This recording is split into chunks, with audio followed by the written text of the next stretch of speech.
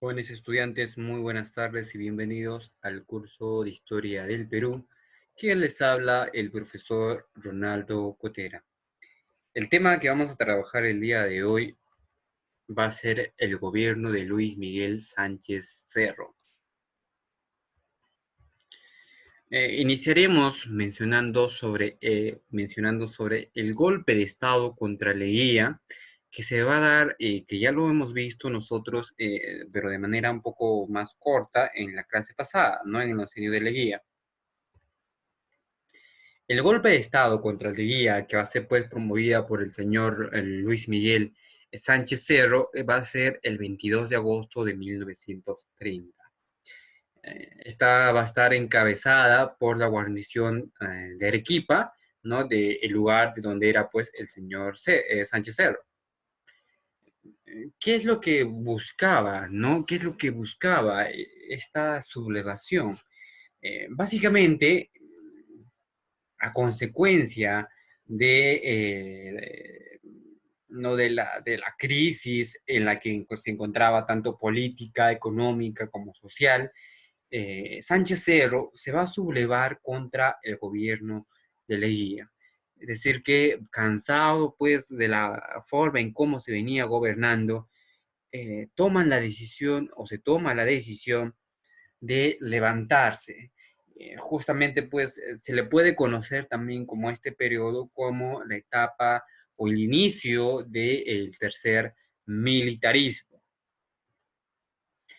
El pronunciamiento respectivo va a ser redactado por el jurista arequipeño José de la Ribagüero, ¿no? Entonces, eso es lo que podemos mencionar en brevedad respecto al golpe de Estado contra Leguía. Lo que debemos mencionar es que el movimiento revolucionario se propagó o se va a propagar rápidamente, sobre todo en el sur del país, ¿no? Vamos a, como fuente principal, vamos a encontrar Arequipa. Arequipa, pues, va a ser como la fuente inicial donde se va a dar esta sublevación. Pero también en la ciudad de Lima el ambiente era favorable para la revolución debido a la crisis en la que se encontraba, ¿no? Recordarán ustedes que con la crisis del oncenio, el Perú pues se encontraba en una de sus etapas más complicadas de la época, ¿no? Debido a la crisis, como ya les había mencionado, política, social y económica, ¿no? Entonces, estos hechos o estos factores van a ser pues propensos a que la revolución se diera con mayor facilidad. Ahora, para dominar la situación, lo que va a hacer Leguía es dar una pequeña formación de un gabinete militar. Pero en las primeras horas de la madrugada del 25 de agosto, la guarnición de Lima va a solicitar su renuncia. Es decir, que Leguía inicialmente pues tenía la estrategia de hacer frente a los rebeldes quienes se oponían pues a su gobierno, ¿no? Pero la guarnición de Lima, ¿no? Va a solicitar su renuncia. Lía obviamente va a aceptar y se da pues su renuncia al mando de la presidencia, ¿no? Que quedó pues en manos de una junta militar, ¿no? De gobierno que estaba presidida por aquel entonces por el general Manuel María Ponce Brousset. Esto se dio pues como medida de protección. Leguía se trasladó al buque almirante El Grau, en donde debería ser conducido al extranjero, específicamente a Panamá. Las intenciones de Leguía era pues salir del país, irse al extranjero, pero poco después, ante la exigencia de los revolucionarios de Arequipa, Leguía fue tomado como prisionero a bordo del buque y obligado a desembarcar. Es decir, que Leguía, ante la situación en la que se encontraba el país, va a ser tomado como prisionero, ¿no? Entonces, se va a decretar el receso del Congreso y la amnistía general. Es decir, que se va a dar como una especie de golpe de Estado donde se va a hacer pues o mandar a receso lo que venía a ser al Congreso, al Parlamento en general, ¿no? De esa forma se va a dar lo que viene a ser la amnistía general.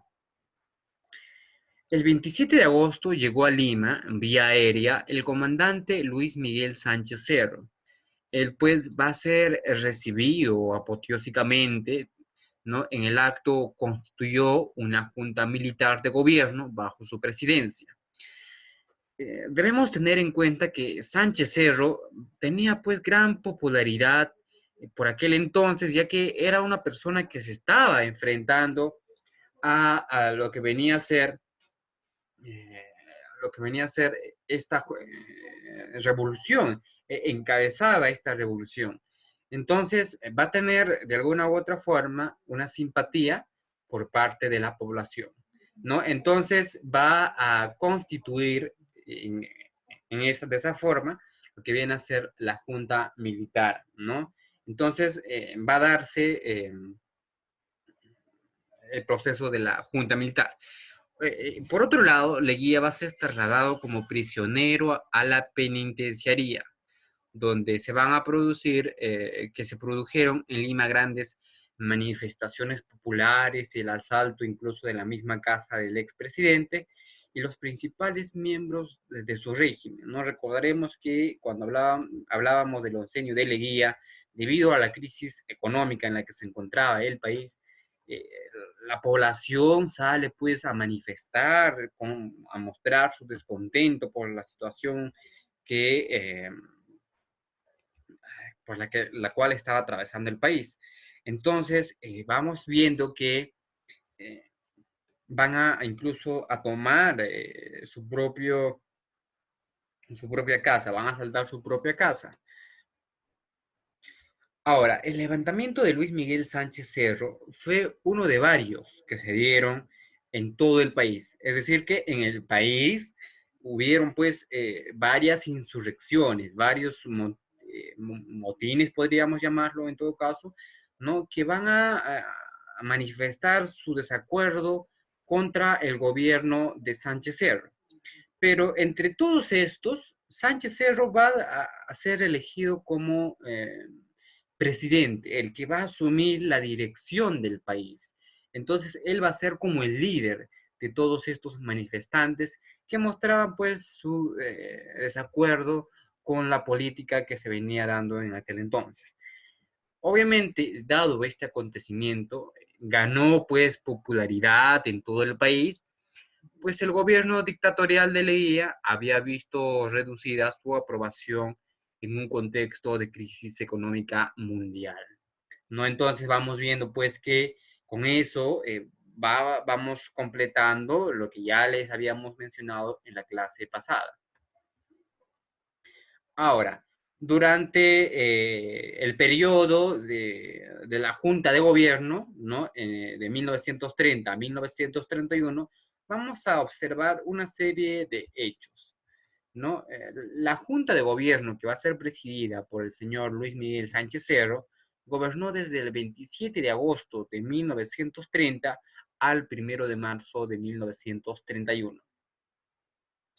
Debemos mencionar que este pequeño periodo, este corto periodo de un año, fue un periodo especialmente crítico para el país, debido a que el país se encontraba pues en una situación de crisis política, una crisis económica, una crisis social. Entonces va a ser muy crítico, va a ser una situación muy crítica. Como les había mencionado, el principal factor durante esta junta de gobierno fue la crisis económica mundial que estalló en Estados Unidos en 1929 y va a tener, como ya les había mencionado, una repercusión a nivel mundial y sobre todo durante el final del gobierno de Leguía y durante el gobierno de la junta de Luis Miguel Sánchez Cerro. ¿Qué es lo que va a pasar? Van a caer los precios de los productos de exportación, como el algodón, la lana, el azúcar y los minerales. Es decir, que eh, van a suscitarse, pues, como no hay capital, no hay dinero, la gente no podía, pues, comprar, las empresas no podían exportar productos. Entonces, de alguna u otra forma, va a ser, pues, muy caótico esta situación. Ahora, vamos a ver que dentro de este periodo, la moneda de aquel entonces va a disminuir su poder adquisitivo y se va a producir lo que comúnmente se conoce como la restricción en materia de créditos. Es decir, que las personas no podían eh, acceder a los préstamos, ¿no? A los préstamos sobre los créditos, debido a que no hay capital, no existía capital en ese entonces. El comercio de la importación, por otro lado, va a disminuir notablemente debido a la falta de capital. Es decir, que el comercio no va a haber pues importación porque no hay dinero. Y también los ingresos fiscales sufrieron una merma considerable. Es decir, que los ingresos fiscales que se tenían en aquel entonces van a tener una caída estrepitosa, ¿no?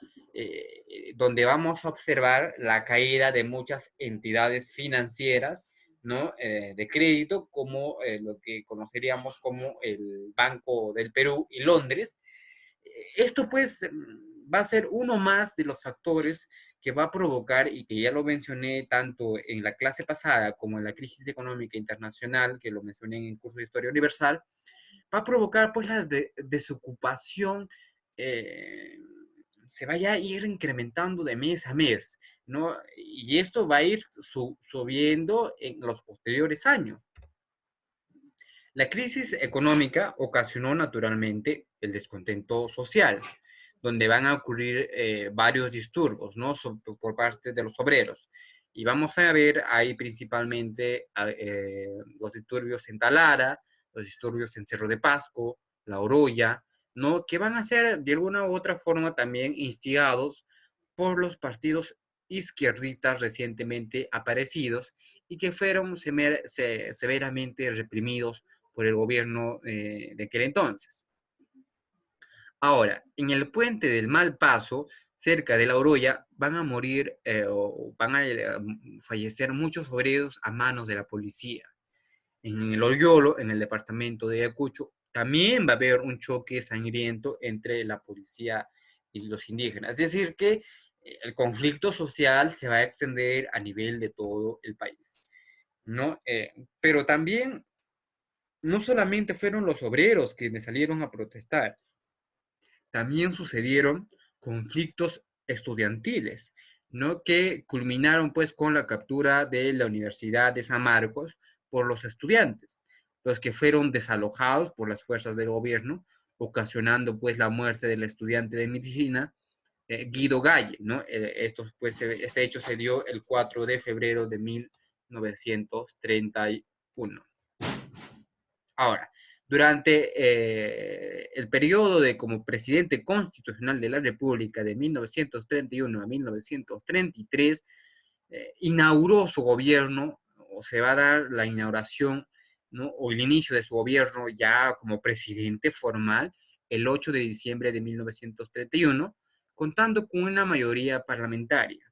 Su grupo político era pues la Unión Revolucionaria, en la que descollaba el doctor Luis Flores, ¿no? El Congreso lo ascendió al grado de general de brigada y pasó a discutir una nueva constitución que va a ser promulgada el 9 de abril de 1933. El nuevo gobierno se inició contando pues con una intensa oposición por parte del partido aprista, que va a desconocer su triunfo debido a que el aprismo, tengamos en cuenta que siempre tuvo pues el afán de llegar al poder. Estuvo pues por eso lleno de incidentes políticas que derivaron en acciones sangrientas e hicieron vivir al país en un periodo de profunda intranquilidad que impidió la acción eficaz tanto del gobierno como de las particulares, al impedir que el país pues se pusiera o se repusiera de la crisis económica que le estaba agobiando en aquel entonces. Ante esta situación, el Congreso va a aprobar leyes severas, entre ellas una de la llamada Ley de Emergencia, que dio pues al gobierno poderes especiales para reprimir a los opositores, en especial a los apristas, aunque también a los comunistas, ¿ya? Después los militantes de la Unión Revolucionaria acuñarían el término de aprocomunismo para confabular a ambos grupos políticos. La violencia de la lucha política llevó al gobierno a apresar y deportar a los principales líderes del Partido Aprista y a los 23 integrantes de la célula parlamentaria aprista. Ahora, sucedieron sucesos sangrientos ocurridos en el que se debatió por entonces el Perú. El primero es un atentado criminal contra la vida del presidente de la República en la iglesia de Miraflores por obra de José Melgar Márquez, un joven militante aprista, el 6 de marzo de 1932, Sánchez Cerro pues sufrió un disparo de bala que le perforó un pulmón que se recuperó, bueno, después de un mes, ¿no? También se va a dar pues la rebelión de los marineros en los buques de la escuadra del Callao el 7 de mayo de 1932 y fue reprimida cruentemente tras ser sometidos a una corte marcial. Fueron fusilados 8 marineros ante la presencia del ministro de Gobierno Luis Flores. A raíz de esta sublevación va a ser clausurada también la Universidad Mayor de San Marcos. Otro suceso también fue la sublevación que va a ser fomentada por los apristas en Trujillo, el 7 de julio de 1932, la llamada Revolución Aprista de Trujillo, ¿no? Los sublevados van a asaltar el cuartel Donovan y secuestraron a varios oficiales del ejército. Agustín Aya de la Torre, hermano del líder aprista, asumió como prefecto del departamento en Huari y en Huaraz, en Ancash, ¿no? Donde van a estallar pues otras rebeliones que igualmente fueron reprimidas.